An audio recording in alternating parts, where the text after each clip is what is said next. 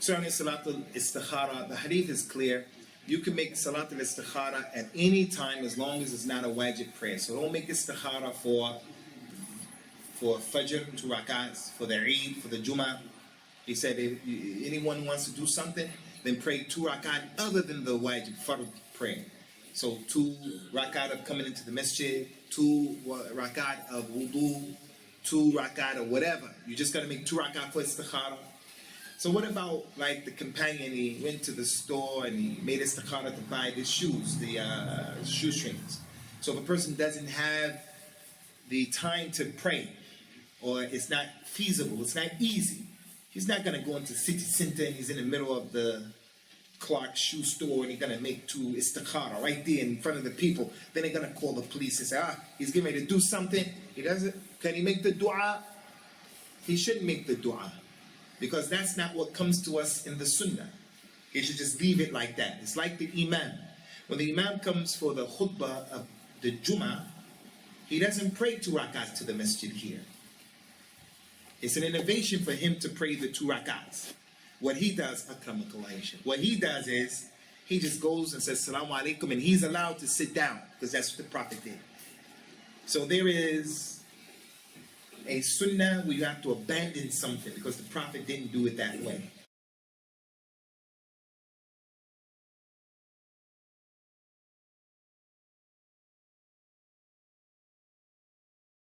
Yeah, the dua in Istikhara should be the way it came in the hadith of the Prophet ﷺ, but do the best that you can. Do the best that you can. Allah Azza wa Jal is not petty. Allah is Al-Jawad. Allah is Kareem. Allah, He is Al-Afu, and He loves Al-Afu. So if a person makes a mistake and he says the wrong thing, like the man who was in the middle of the desert and his animal ran off and he thought he was going to die, he went to sleep, when he woke up his animal came back. And he was so happy, he said, Allahumma anta abdi wa ana rabbuka. Oh Allah, you're my slave and I'm your Lord. The Prophet said he made a mistake from sheer happiness. He made a mistake. But Allah didn't hold him accountable for that mistake. And it was kufr what he said, but he didn't mean it. So a person tries his best to make the dua to his best of his ability. Because in doing what the Prophet did, that's what the best thing is. Ikhwani, subhanAllah, anytime I found if you give a talk, if you give the khutbah, many people can misunderstand what you're saying, because some people have diseases in their heart, some people are mentally challenged, some people are just astray. So one person can say, I'm going to be optimistic by not studying. I hope for the best. I never said that. I never said that. So every khutbah is like that. Making istikhara, the person says, oh, make istikhara, I'm going to open up the off license. I never said that. The religion doesn't want that. Right now in London, alhamdulillah, it's not with the people up north, it's not with us in Birmingham, the West Midlands, but in London, there are a group of people saying that you can break your fast at 6:30. Why can you break your fast at 6:30? Because some ulama in Al-Azhar gave a fatwa saying you have to take the ruling of the closest country next to you. And they break at 6:30, 7 o'clock. So when someone called me with that, I didn't believe it. I said, who says that except a mulhid? Mulhid. I said, send me this. They said, no, there's an email of fatwa. They sent me the fatwa. In 2002, in the Scandinavian countries, the time between Maghrib and Fajr was like 3 hours. A long time ago. So those scholars of Al-Azhar, they said, okay, you break your fast according to the people closest to you. So someone in 2014 wants to take that, and the whole community is breaking their fast at 6:30. No, you have people like that. So istikhara is only for what is legislated. The Prophet, he says, sallallahu alayhi wa sallam, la nadra fi ma'siyatillah wa fi ma la tamlik. You can't make an oath to disobey Allah. And you can't make an oath in what you don't own. For an example, his mother did something and he says to his mother, he says, Wallahi, I swear by Allah, I'm never going to talk to my mother again. I take an oath in front of Allah. You can't do that. That person says, Wallahi, if he comes in the masjid, I'm going to kill him on the spot. You can't make an oath like that. Wallahi, if this or that, I'm going to give his car in sadaqah fi sabilillah. You can't do that. So similarly, you can't make istikhara for what is haram. Fadli ya akhi. Can you expand a bit on how somebody knows that the Istikhara has been answered? And second of all, are there any other short du'as, something similar to, not as a substitute for the Istikhara, but are there similar du'as that would give you a similar effect? For example, asking to come closer to the truth or... Istikhara is enough. First of all, if someone is trying to do something, let them not look for something similar. Let them look for what the Prophet says, because that's something that happened with Bani Israel, with the games that they used to play. So Allah Ta'ala put forth to them a question, do you people, the Jews, Bani Israel, do you want to change what is better? You want to change what is better for what is lesser, what is worse?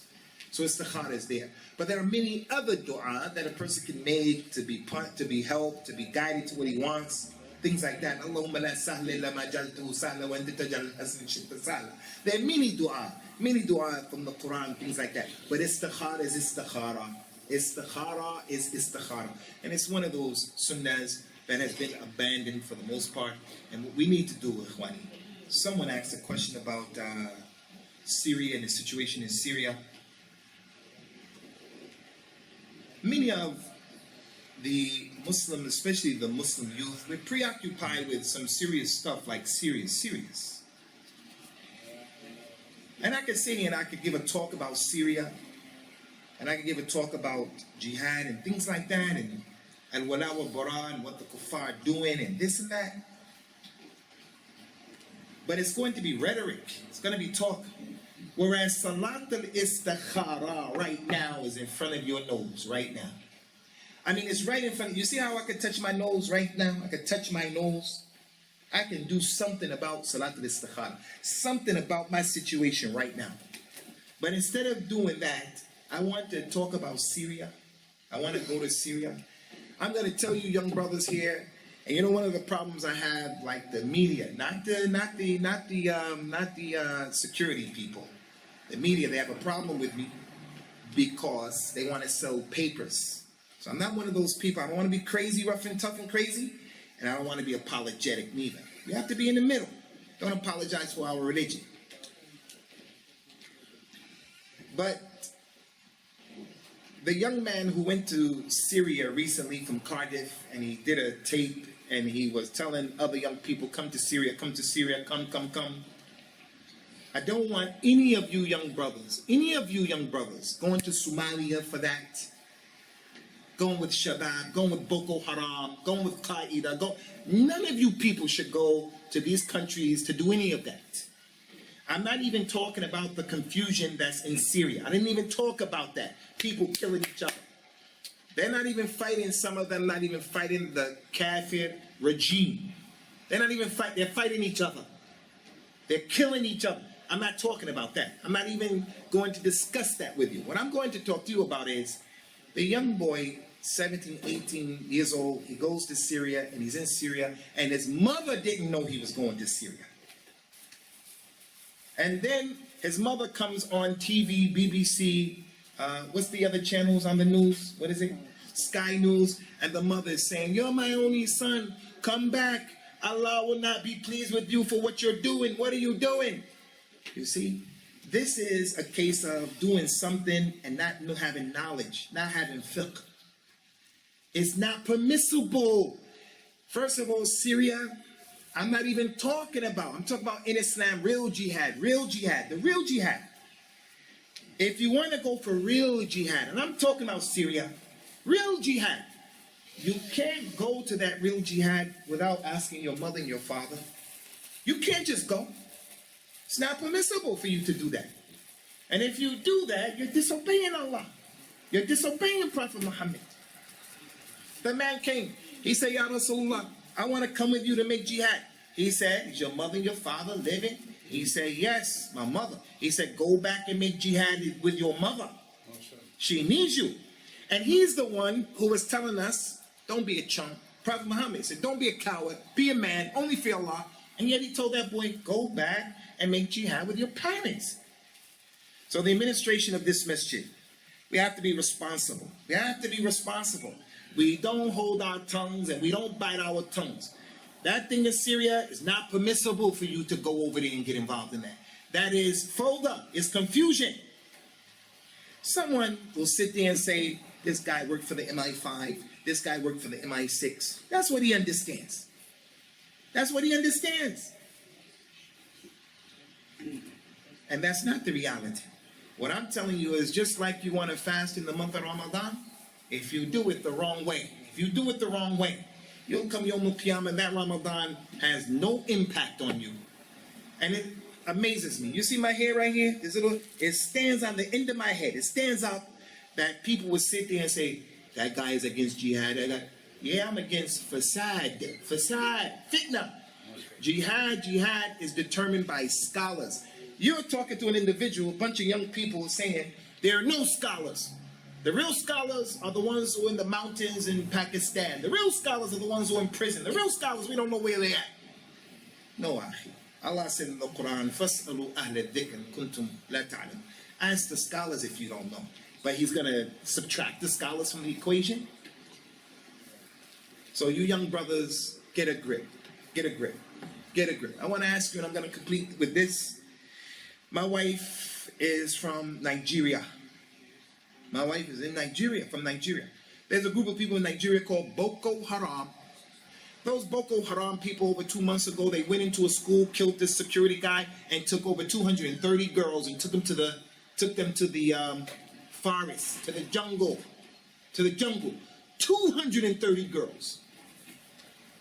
Do you know that there are some Muslims who say, yeah, this is okay, this is Islam. This is okay. Sheikh, can you imagine? Someone takes your daughter into the jungle. If you're going to marry her, Allah said, La nikah illa bi wali. You can't get married except with the wali, the father, the uncle, the brother, the son. And if you're going to have relationships with them, Allah said in the Quran, La tukrihu fatiyatukum ala al-bigha. Don't force the girls into prostitution. But there are some Muslims who say, yeah, this is okay. Because it didn't happen to him. It didn't happen to his mother, his sister. So you young brothers, pump your brakes and relax, inshallah, get your license and take it easy. And worry about things that are right in front of your nose. Things that you have the ability to do, and things that are in accordance to this religion. Learn your religion before you start trying to do these big things. Subhanakallahumma wa bihamdika wa ashhadu an la ilaha illa anta astaghfiruka wa atubu ilayk.